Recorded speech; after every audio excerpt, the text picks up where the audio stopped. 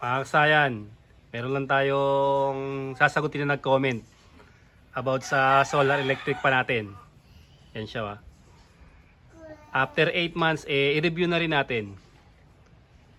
Basta sa 8 months na paggamit kung okay pa ba siya. Okay pa ba siya. Ang comment niya ay kung pwede daw bang pagsabay ng electric. Pwede daw bang pagsabay ng electric niya at saka yung solar panel. Okay, susubukan natin kasi na after 8 months, eto na siya. Susubukan natin kung po pwedeng pagsabayin yung electric at solar panel. Eto na siya. Unahin natin sa electric.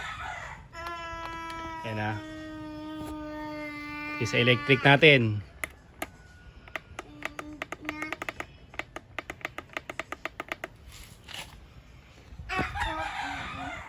Ayan siya.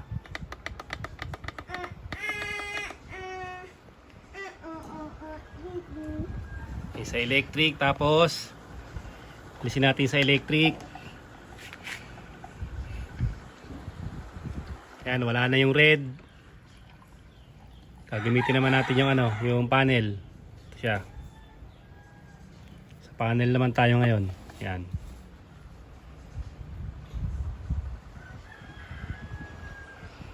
Panel naman ang gumagana. Tapos sasabay na natin siya. Ito na ba, electric. Ayan na siya. Ngayon kasi naka-electric siya saka naka-panel. Bali ang gagawin natin dyan, i-full charge muna natin siya. Tapos yung dating hanggang 4 hours, tignan natin after 8 months kung 4 hours pa rin ba yung niya, yung aabuti ng full charge ng solar electric pa na to. Ayun siya, ayun yung panel na mainit. Ayun yung panel niya. Ililipat ko lang yan sa initan. Tapos ito naman yung saksakan niya. Yun, papunta sa outlet ng 220 volts. Ayun siya. Papunta siya rito. 220 volts at saka yung full charge natin ha. Pagka full charge, bibilangin natin kung ilang oras pa rin ang aabutin niya. Tsaka i-review natin lahat ng ilaw niya at saka yung kinaganda niya at yung kinapangit niya. I-review natin. Pag na full charge niya, tapos bibilangin ko yung oras, babalikan namin kayo kung ilang oras ang inabot ng kanyang hangin pagka na full charge na siya, kung ilang oras pang itatagal ng solar electric pa natin. So, ito na siya kasayan na i-try na natin. Na-try na natin siya kung ilang oras. Ganun pa rin. Okay pa rin naman siya. Nakaka-4 na oras pa rin siya. 4 hours pa rin yung inaabot ng ating ng ating solar electric pan. Ito pala yung nag-comment sa ating kasayan na sinagot natin. Pwede kaya yan habang nakasaksak sa outlet at nakasaksak din sa solar. Okay kasayan, pwede kasi 6 na oras natin itong sinaksak sa sinaksak sa solar at saka sa 220 volts kasaksakan. Tapos ganun pa rin, 4 na oras pa rin siya bago siya malobat. Tapos yung ilaw niya, ito okay pa rin yung ilaw niya. And yung niya, yung dim at yung bright niya. Okay pa rin Bali 8 months na to. Tapos yung lakas niya, ganun pa rin. Siyempre mas malakas siya pag naka 220 volts Mas malakas pag 220 volts. Tapos pag naka solar panel siya, pag matindi yung sikat ng araw, siyempre mas malakas siya. Ganun pa rin yung niya. Buo pa naman siya, basta ito lang gagamitin nyo. Ito, halimbawa hindi kayo mapakalis sa upuan, paalis-alis kayo, gamitin nyo to, yung half hour. Pagka nag-blink yung charge, pagka yung charge nya, nag-blink-blink, ibig sabihin naka half hour lang siya. Naka half hour lang yan. Kahit iwanan nyo na yan, umalis kayo, automatic mamamatay na yan. Mamamatay na yung half hour nyo. Tapos yung mga ilaw natin, okay na okay, buo pa rin. Tutukan kami, kukunin ko yung ilaw. Subukan mo lang yan ha.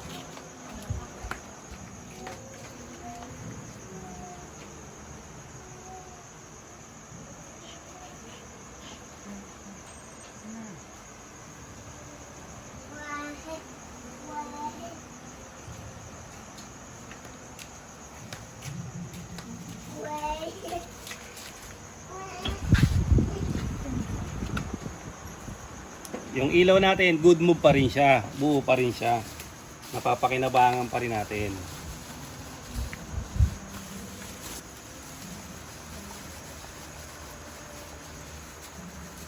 Yung lights natin. Itong isa ba?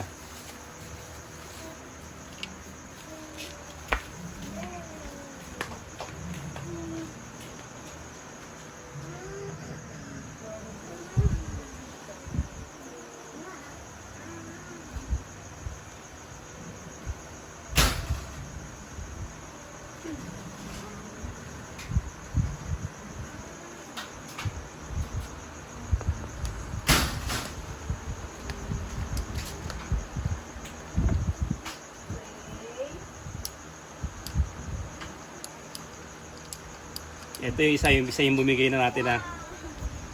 Pero isa okay na okay pa. Yung isa bumigay na. Ayan na, pagka nagbi-blink siya. Ay, bumigay na. Buo pa pala to. Sa 5 points pala nakasabit. Nailagay. Baka buo pa. Natin. Okay pa naman pala. Dito pala nailagay sa ano.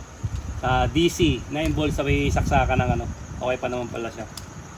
Yung kasama niya na ilaw, tapos may ilaw pa rito. Ito kagandahan nito, maraming ilaw eh. Ayan o. Tapos syempre, titestingin natin yung ano, yung kanyang, yan, cellphone mo na lang gamitin natin. Yung kanyang charger, kung okay pa rin ba. Okay siya. Okay pa rin, buo pa rin yung ano. Buo pa rin lahat yung mga ano niya. Tawag dito. Yung kanyang mga aparato, puro buo pa. Nagagamit pa lahat. Ayan. Ito lang isang kinapangit niya. Ito yung napansin ko na pangit dito. Yung ano pala, yung ikot niya, okay pa rin. Buo pa rin siya. Tapos maganda siya tumunog. Okay pa rin yung tunog niya. Ngayon, ang kinapangit yan, pagka ikaw matutulog sa lapag, ayun ang kapangitan niya. Kasi, apakataas niya. Yan na yung pinakasagad na taas. Ay pinakasagad na baba. Kasi ito, pang ano to, pang yung mga double deck na ano.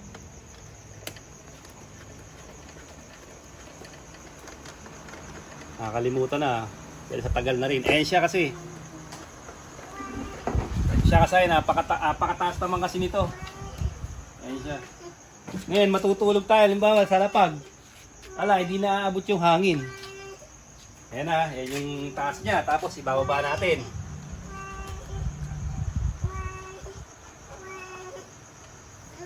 Ayan. Yan lang yung pinakababa niya. Hindi tatamaan. Ngayon, ang ginagawa pa para umabot sa baba, naglalagay ng tukod. Igaganto. Tapos lalagyan dito sa likod. Halimbawa, ito ilalagay sa likod. Para umano siya. Pero, hindi siya delikado. Baka mamaya, matumba, masira pa. Ayan siya. Hindi siya advisable na nakaganto kasi konting sagi lang babaksak. Yun ang kinapangit niya. Pero kung meron kayong papag, okay na okay sa papag to. Walang magiging problema. Sa mga aparato niya, okay pa lahat yan. Okay naman. 8 months, sulit na sulit. Sulit na sulit sa ilaw, sa charger, tapos 4 na oras. Pagka halimbawang brand out, habang nag-ano ka sa panel,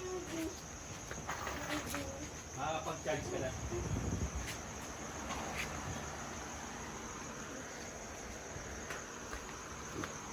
Makakapag-charge ka na dyan kasayan, okay na okay pa rin yung ano niya.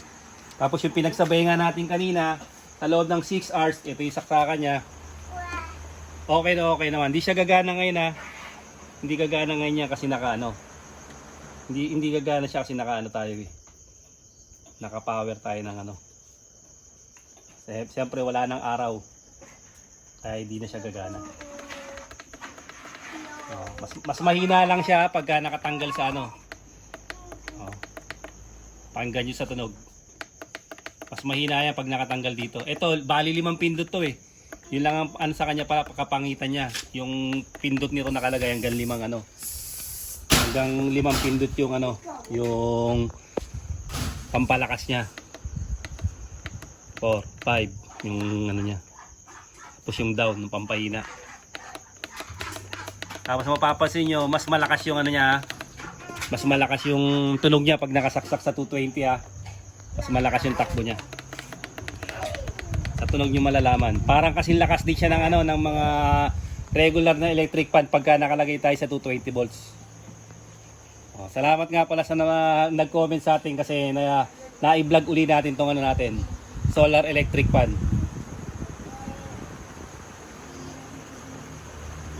Overhaul kasayan, okay pa naman. Nagagamit pa naman namin to ng maayos.